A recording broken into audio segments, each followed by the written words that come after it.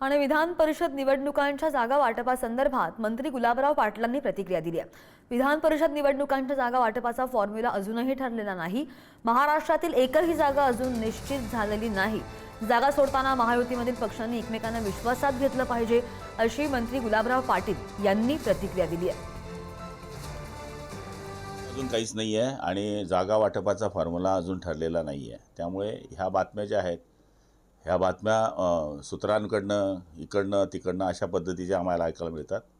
पण मला तरी असं वाटतं अजून काहीच ठरलेलं नाही आहे। कोणती जागा महाराष्ट्रातली कोणाकडे आहे हे अजून सांगू शकत नाही, कारण की अजून तसं काही चित्र स्पष्ट नाही आहे। त्यामुळे हे सगळे सर्वस्व अधिकार जे आहे ते आदरणीय देवेंद्रजी, आदरणीय शिंदेसाहेब आणि सुनेत्रा वहिनींना आहेत। त्यामुळे हा सगळा निर्णय घेण्याचे अधिकार त्यांना असल्यामुळे आज आपण बघत असाल की जळगाव जिल्ह्यामध्ये शिवसेना भाजपच्या पक्षाच्या लोकांनी जे संभाव्य उमेदवार आहेत त्यांनी फॉर्म्स घेतलेले पण भरलेले नाही आहे। याचा अर्थ आपण समजून घ्यावा।